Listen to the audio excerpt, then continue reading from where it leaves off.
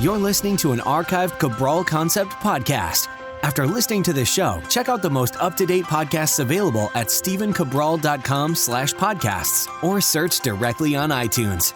And now, welcome to the Cabral Concept, where board-certified naturopath and integrative health practitioner Dr. Stephen Cabral shares how he was diagnosed at the age of 17 with a life-altering illness and given no hope for recovery. It was only after studying and traveling all over the world did he discover how to combine ancient Ayurvedic healing practices with state-of-the-art naturopathic and functional medicine to fully rebalance the body and re-energize it with life. It's time to discover how to get well, lose weight, and finally feel alive again. And now, here's your host, Dr. Stephen Cabral. Thanks so much for joining me here today on this Friday review, where hopefully I have some great research for you here today.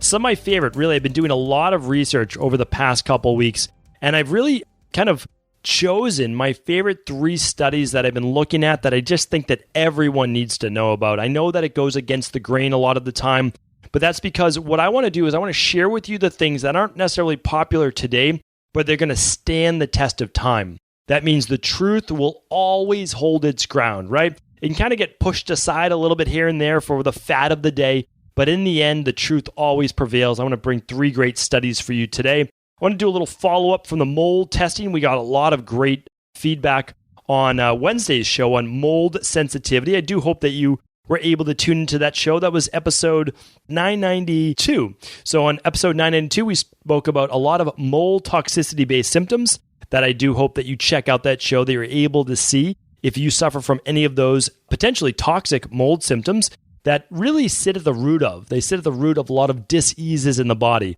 And that's because mold really exacerbates a lot of the immune-based sensitivities and creates a lot of inflammation, and it starts to break down detox pathways. So definitely check out that show, episode 992, if you have not.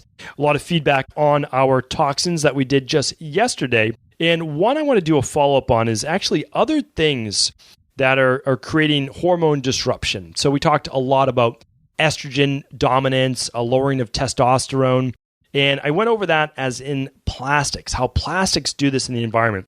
That was episode 985. Well, I left out probably about a half a dozen different sources of plastics that you, your children, your family might be exposed to. So I want to just add those just real quick to today's show as well, kind of a follow-up. So what I'm going to do is we've got a lot going on with the practice, but I'm going to save that for next week. We're going to be doing a reopening of our integrative health practitioner the beginning of November. We've got some great partners on that. Again, we're going to keep that limited. It's going to be small openings. We're not going to do these big grand openings for integrative health practitioner. Our job is to take care of every single new member that comes in. So we're going to do another small opening that will be happening the beginning of November. Stay tuned. Simply go to integrativehealthpractitioner.org, sign up right on that waiting list. We are closed, but we'll be opening for about 100 new people. I think it's actually just 100 exact. We'll talk to my team, but that's what we're allowing in. And that's the very beginning of November. So excited for that, of course. Got, again, great partners. I'll talk more about that next week. But what I wanted to do this week is I've got something big to announce tomorrow at the start to tomorrow's podcast. So a lot of people with the house calls on the weekend, they might say, well, these questions don't necessarily pertain to me. I didn't necessarily write in. I'm telling you right now, we go through about 6 to 10 questions every Saturday and every Sunday. So we do between, 12 to 20 questions every weekend. And these are questions that apply. I mean, they really do. Maybe they're not like dead on for you, but the symptoms a lot of times go into what it could be. And you'll see a lot of how I recommend labs or what I'm saying you might be missing this little point here. I give away specific herbs that we use or nutritional supplements that I'm recommending. So a really great place to get started. Highly recommend tuning into that, even if it's not for you. Remember, a lot of things that you want to learn are just going to make you much more well-rounded. You're going to learn more about health in general, and then you'll be able to share that knowledge, of course, with your partner, your spouse, your parents, your children, whoever it might be, coworkers, friends, family, church, community, everyone. Share the information with them. I mean, honestly, who doesn't have a health issue that they need some type of help with, whether it's like lower back pain or stiffness or headaches or food sensitivities? Everybody has something. That's the way we are as humans. We're literally trying to deal with this environment that we live in, deal with all the stress that we have and all the food products. So no doubt there's something that you're going to be able to share. But this weekend, do stay tuned. It's only going to be on Saturday, only going to be on Sunday that I'm going to announce it. We'll put it this way. And I can't say it. You won't want to miss it. We'll put it that way. All right. So tune in tomorrow. Real simple. Episode 995, 996. It will literally only be there until Sunday night, and then those will be gone. That little intro that I give. All right. So enough about that. Enough of a tease of what that is, but stay tuned for that for sure. And the other part is I just want to get right into the research today. And that's because these are 3 research studies that I was going through, all recent. This is all like up to date, literally 2018 research. And what I wanted to do was share with you that a lot of what we've held as beliefs for quite some time, meaning, in the grand scheme of things, not a lot of time, but a couple decades, right? That they're starting to really unfold onto themselves. They're basically the card house that they built is collapsing down. And the first one is this. There's a great little study out. I'm going to give you every single one of these so you can deep dive on them yourself. Again, those people who love the research, good. I'm going to give you that without a doubt. But it was this. Here's the headline. And this is from Anya Topawala, medical doctor, PhD. This is out of the Department for Psychiatric at the University of Oxford in the UK. And I do actually do a good amount of research in European and Asian-based studies. A lot of European studies, actually. I read a lot up in the European-based journals. And this one was interesting to me because we won't say a lot of these things in the United States. And the reason we won't is because big business owns our government. I don't even think it's a secret, right? I don't think it's a secret that there's more lobbyists for every meaning there's 2 lobbyists for every congressman there is in the United States, right? And that's the minimum. That's probably per company, to be honest with you. But so a lot of things that we see in terms of research, one is it won't get funding, or second, it will just never see the light of day, or it'll be hidden away in some obscure journal that only someone like me will ever go after and look. But, I just think that this is the information that I want for my own life. Of course, I want it for my families, and I want to share it with you. So here it is right here. This is over a 30-year period, right? So this is not a small study. I don't look at small studies. If someone wants to show me a 4-week study on how keto was able to help kill cancer cells or something, I say, great, really like that. That's a nice 4-week study. Where's the 40-year study on that? Can you show me that? Because I would like to see that. What are the downstream effects of that? That's what I want to see. And again, I'm open to it for sure. You can absolutely convince me of anything with the right research, and it also passes the common sense filter. And my common sense filter goes back 6,000 years. Now, I haven't been around 6,000 years, but I've been studying different forms of art and science and medicine with Ayurveda, and understanding that I know how the body stays within balance, right? So if you want to push it in one side really, really hard, I can tell you for sure that's not going to last for that long. So here's the deal with this study. This is very, very important because a lot of people thinks this contradicts a lot of the diet plans that I recommend, but even moderate drinking is bad for the brain. This is over 30 years. So as few as 4 pints of beer or 5 large glasses of wine a week had hippocampal atrophy. Now, what does that mean? It means shrinking. It means brain damage, okay? Leading to people with Alzheimer's disease or dementia.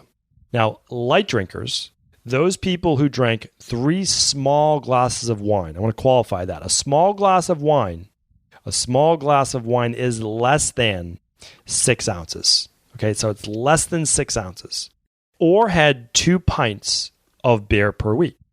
So up to 3 glasses of wine, up to 2 beers per week, 2 pints per week, showed no decrease in brain function. So now we're looking at alcohol as they did. This is very, very important. So think about for Mediterranean-based diets, those types of things. We're talking about a small glass of wine a couple nights a week, right? Red wine. That's what we're talking about. We're not talking about a bottle of wine. We're also not talking about having a half a dozen drinks on a Friday night. That's not what we're talking about. Now, again, a lot of people were there. I was there myself. I'm not going to be a hypocrite. I'm not going to say that I wasn't. When I was in college and after college in my early 20s, that was a part of my lifestyle. There's no doubt about it. Did that make me not heal as quickly? Absolutely. Did it throw off my sleep? Absolutely. Did staying out that late throw off my circadian rhythm and my diphasic rhythm? Absolutely. Did I get better when I stopped doing that? Yes, that was a part of the process as well. But here's the thing, and I'm going to bring this into my next piece of research as well, and I'm going to get into that in just one second, but I want you to know that we justify a lot of the things that we want to be true in life and kind of cherry pick certain studies and really point to certain things to promote a certain agenda or a dogma that we want. But very few people are saying, I don't care who's right, and that's what I'm going to talk about. I don't think that I'm perfect at that by any means. All I try to do is just say, whether this is something that I'm preaching or not, is this the truth? And I can allow my truths to mold and be molded over time. And that's really a big part of, what I strive for. And I just try to pass it on as like, listen, let's not pretend that there's a best thing. Let's ensure that there are many truths, and we have to be able to now form that into one greater holistic picture. And that's what we're trying to do. So in terms of, again, what we did in our early 20s to what we're doing, or even early 30s, to what we're doing later in life, there's a huge difference, like a huge difference that your body is not going to be able to keep up with over time. It doesn't have the resiliency, it doesn't have the enzymes, it doesn't have the same anabolic-based nature. And here's what's leading to our next one. And the next one is this: low-carb diets are associated with higher mortality. Now, that's a pretty strong headline. This is actually out of a little university called Harvard, right outside of Boston, Massachusetts, about a stone's throw across the Charles River from where I work, literally. I work on Boylston Street in Boston, Massachusetts. There's about 2 streets over. You've got Newbury Street, Commonwealth Ave, which everybody calls Com Ave. You've got Beacon, then you have the river, and then there's Harvard right there. So literally, I can see it from my window. So here's the thing, though. A lot of great research coming out of Harvard. A lot of great research coming out of the Mayo Clinic. A lot of great research is coming out of a lot of places, and I want to share that with you. Because a lot of people say, oh, they're biased, there's this. I'm telling you, when you see studies like this, you have to look at them. All right, so according to this research study, people who consumed less than 30% of their calories from carbohydrates died about 4 years earlier than those who obtained 50% of their calories from carbs. Let me repeat that. People who consumed 30% of their calories from carbohydrates died about 4 years earlier than those who obtained 50% of their calories from carbs. This is really important because there's a lot of people going through the integrative health practitioner certification right now. And I'm teaching them that carbohydrates are not the enemy. But I'm also teaching them that endomorphs, or kapha body types, that 50% should be more from vegetables. And the Vata body type, or ectomorph body type, should be more from root vegetables or starches such as sweet potatoes and yams. And the mesomorph of Pitta, pretty much right in the middle. So remember, your carbohydrates doesn't just mean sugar, right? We're not talking about that. And we're also talking about for who. But we're talking about a caloric consumption, and also we're looking also at the micronutrient density of foods. So we're looking at the overall quality of the food, where it's coming from, the fiber, etc., that comes from carbohydrates versus the low carb. Now, this is interesting. Here's why, though. It wasn't necessarily that they went low carb. That wasn't necessarily the biggest issue. Here's where it is, and I'm going to be really tackling this when I talk about the carnivore diet in the next week or two. The low-carb diet ate predominantly animal-based food and or partially hydrogenated fats. Plant-based diets, nuts, plant oils, and vegetables, even if low-carb, were not linked to higher increased risk of mortality. So let's break down this study. What were they talking about? What were they saying? They were saying, not even necessarily in the grand scheme of things about carbs, but what happens when you go low-carb? What choice do you have if you go low-carb? You're going to go higher protein, okay? Or you're going to go higher fat, right? It only makes sense. You get 3 full macros. So what a lot of people do is they say, okay, right now let's talk about keto. Well, in keto, you go very high in fat, oftentimes saturated fat, such as coconut oil, or you're going with medium chain triglycerides with MCTs. Either way, you're not going with the natural, more natural forms, okay? You're not going with olive oil or as much avocado. Now, some people do, okay? And that's good. That's better. We're talking better. But what a lot of people do, and this has been a big thing I've been talking about on quite a number of interviews, most people's version of keto is the Atkins diet. It's actually a low-carb, high-protein, high-fat diet. And that's very detrimental for your health, without a doubt. We know that can cause increased levels of inflammation. Now, people say, oh, well, I went on it, and I got better lipid profiles, this is this. Yes, for some people. But that's not the end-all, be-all. Like, that is not it. Your one number is not the end-all, be-all of your health, right? Because even with those better LDL levels, which sometimes it happens for some people for sure, because they cut out a lot of the processed carbs. They cut out a lot of the fructose, which is absolutely great. They should do that either way. But it doesn't mean right away that you need to switch to bacon, right? So that's one of those truths. Like, we want it to be true. We want to be able to eat a lot of bacon because for most people, it's delicious. There's salt and there's fat. Like, that's something that humans are definitely attracted to on their taste buds, right? So we say we want that to be healthy for us. We want that to be good for us. But I've talked about this. I did a podcast called The Mounting Evidence Against Meat. I went on Ben Pakulski's podcast and I talked about that. I said the things that you do for body transformation in your 20s and early 30s should not be the things that you're doing for overall health and trying to live a long life in your late 30s, 40s, 50s, 60s, 70s, and beyond, right?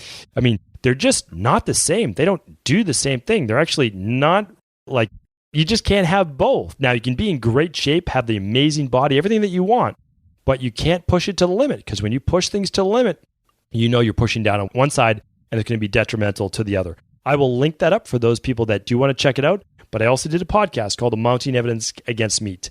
I don't want it to be true. A lot of people don't want it to be true, but nonetheless, it's true. The more animal protein we consume, more likely our cause of mortality will increase, meaning we will die at a younger age. Okay? Again, am I saying eat no animal protein? I'm not saying that. I'm going by the research. And the research says this: the higher the animal protein, the worse. The more protein in general, over 19%, the worse. Okay? So we need to keep some carbs in there because that's the way we're going to get some good calories as well. All right, one more piece of research before I go into those plastics and the super nutrient of the week. All right, really important piece of research as well. Because right now, in conventional medicine, I cannot tell you the number of people that are taking aspirin, which is such outdated advice for, basically cardiovascular-based preventative methods. Okay. New research that just came out. This is out of, where is this? Rush Alzheimer's Disease Center in Chicago. Okay.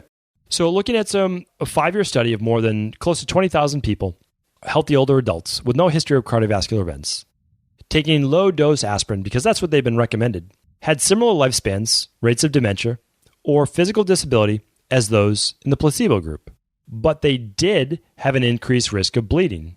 I'll give you the statistic, 1.1% more, so 3.8% versus 2.7% if you took aspirin. Why? Because aspirin's thinning the blood, but it's not doing it in a natural form, right? So we're using a specific previously patented version of it, right? So before we would use aspirin in a little different way. We would use white willow bark and other forms of aspirin. Well, what happens with aspirin is over time you can actually get internal bleeding.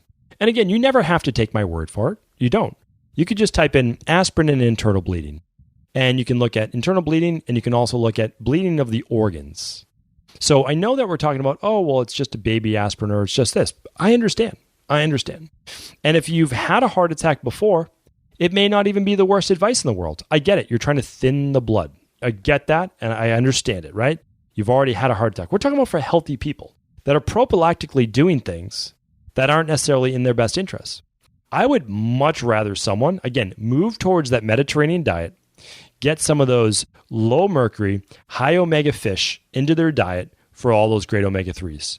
Include a little bit of the chia or the flax or the seaweed or, other things as well that are going to help with those omega-3s and those natural blood thinning based effects. I'd rather people use some of the full spectrum magnesium or magnesium to vasodilate the arteries. I'd much rather that than us just saying, hey, let's just throw some pharmaceuticals, and aspirin is a pharmaceutical at it. So again, it's questioning the current dogma.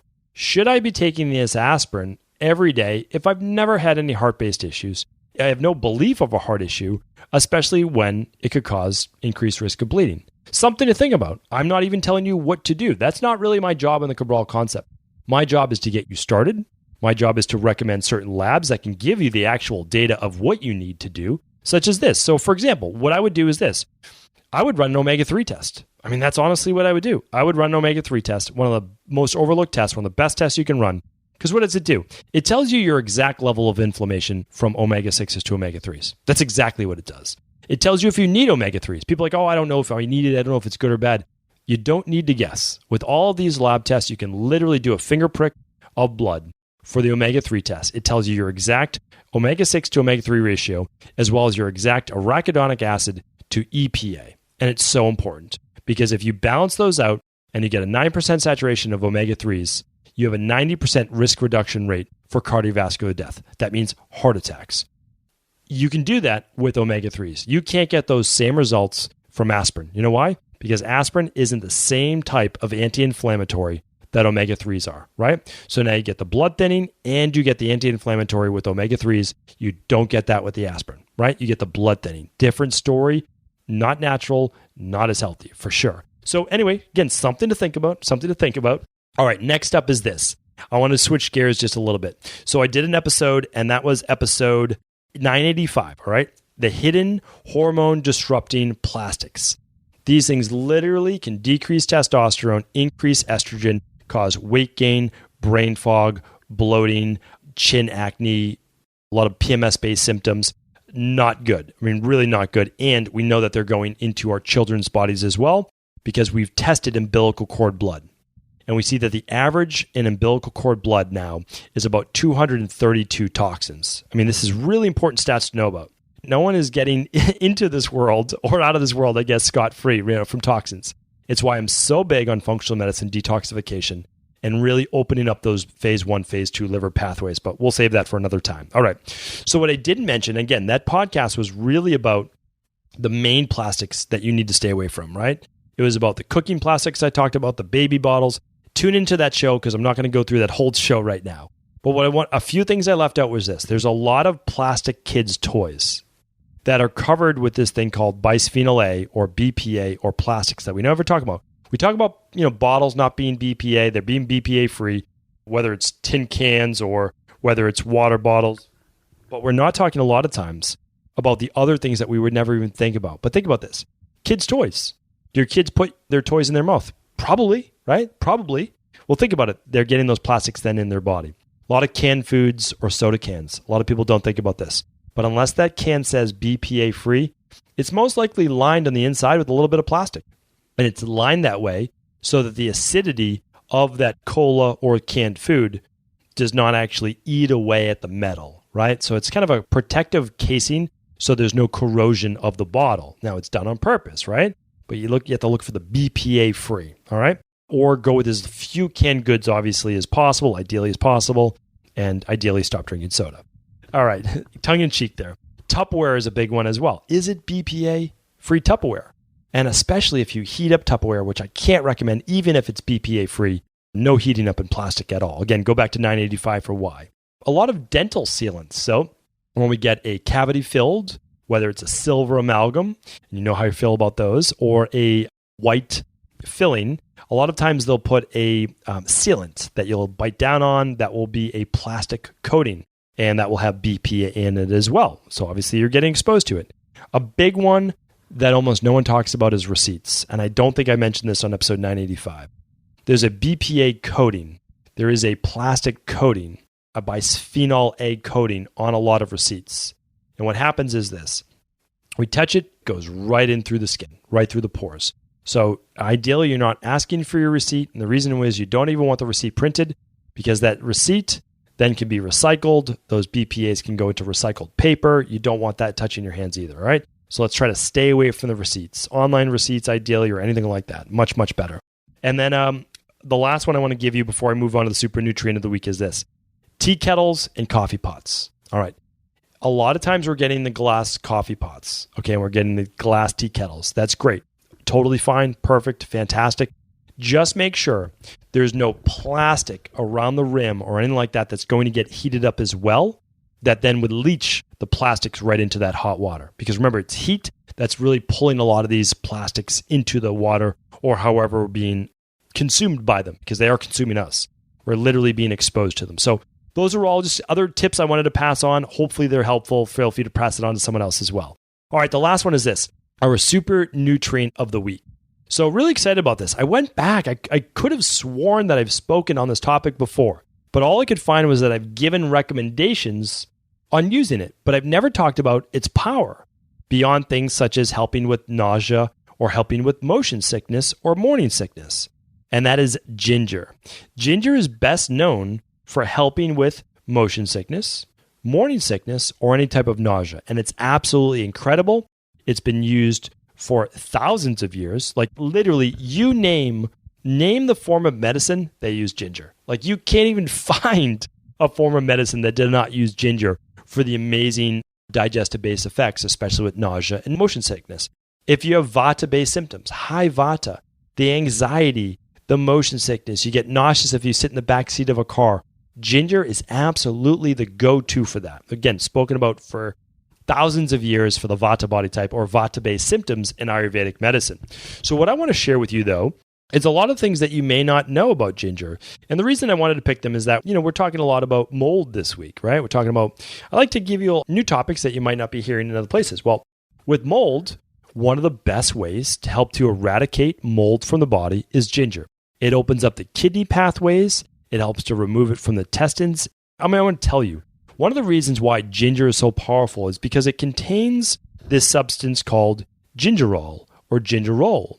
It's just ginger and then it's OL. So that's gingerol is basically the active substance inside of it. So when we look at this, we say, okay, well, what is this substance essentially made out of? Well, it's an antimicrobial, so it helps kill pathogens and microbes. It's antibacterial, so it helps kill a lot of types of bacteria. It's antiviral, it can help break down viruses.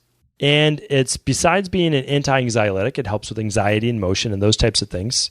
It's an anti-nausea as well.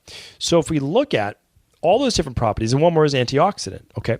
So what does it do? Well, helps with pathogens in the body, helps open up the kidneys for detox pathways, okay? And it helps to break down bacteria and viruses. That is basically a widespread antiviral, antibacterial. It's a great product now. As I go through this, it's going to make sense. So you say, how does something do so much in one thing? Well, when you're looking at certain herbs, and ginger is an herb, you can say, well, because of its active ingredients, we can understand why it's so phenomenal with nausea. It's so phenomenal with morning sickness, with motion sickness, but it's also a powerful anti-inflammatory. And you might say, how could it be a powerful anti-inflammatory as well? Well, part of the reason is that as an antioxidant as well, and squelching free radical damage, we allow for less inflammation. It's also been shown to potentially block some of the COX enzyme pathways, which allows for this expression of what's called prostaglandin series 2. It's an inflammatory pathway. It works a lot like Advil or ibuprofen. We're actually right now, we're in the works of developing a very powerful anti-inflammatory at Equilibrium Nutrition. It won't be out for some time because we really take our time with these things. We're in no rush. We want to just create the best product possible. But we're using ginger. I would love to give you away the whole formula right now, but we're actually doing it. It's all based on research. It's based on the exact milligrams and studies. And of course, then it's based on the real world. We need to use it. We need to make sure it works before you ever see it. Typically things take 6 months to a year before we ever get them out. We really take our time with them all based on research, and we go through different focus groups and different iterations and versions of them. But anyway, ginger is one of the main ingredients in that. A lot of people know about curcumin and different phytosomes to basically lock it up and get into the cells better. But we're going to be using ginger with a few other really amazing herbs as well that I'll talk about at another time. So that is why. So it's antioxidant-based effects, but it's also been shown to help with people with osteoarthritis as well. So really, really incredible. Another thing that it helps with is blood sugar. So it can help with blood sugar, meaning type 2 diabetes, and also been shown with cardiovascular-based disease. One, it's an antioxidant. And two, is it helps with blood sugar regulation.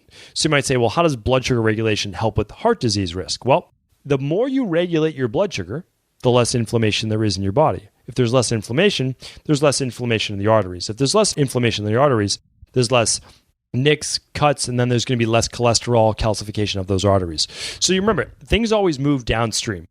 So when you think of heart disease, you have to think of everything that can contribute to it, because it's not just one thing ever. Okay. Really, really important to keep that in mind. Cholesterol, again, we've spoken a little bit about this, but I just basically gave it away, is ginger can help with triglycerides, ginger can help with the liver, ginger can help with the thyroid, and all of these things are linked to higher levels of LDL or oxidized-based cholesterol. Now, if there's less oxidation in the body, because there's more of an antioxidant substance such as ginger, well, then that's going to, again, help with all the oxidation and free radical damage. So really, really important to look at, again, downstream. One of my favorites is this, though, and this is a big reason why we use it in my practice, is that ginger has been shown. Now, you got to use a decent amount, but at 2 grams, ginger's been shown to have an anti-cancer-based effect. Now, I'm not an advocate of using mass amounts, really, of supplements in general. I do use supplements, for sure, and I use a lot of supplements. But I'm not a mega dose supplement guy. I'll use it in the short term, 12 weeks or under, to push the body back. Because remember, we live in a pretty toxic world. So I need to fight back just as hard against this world. So I'll give the body a heroic push, kind of getting something like into orbit, right? But then I want the body to take over on its own. So I don't believe in high dose unless there's an actual issue, right? That's what we're looking at. But really, really significant because colon cancers are a huge factor. But if we know that ginger works so well in the digestive system with IBS and a lot of other issues, we can see why decreasing inflammation could potentially be one of the reasons why we're getting a decrease in colon cancer as well as pancreatic cancer and breast cancer as well. So pretty impressive. Alzheimer's being another one, again, squelching antioxidant, squelching oxidative damage, really, really important. And the last one that I would give you is this.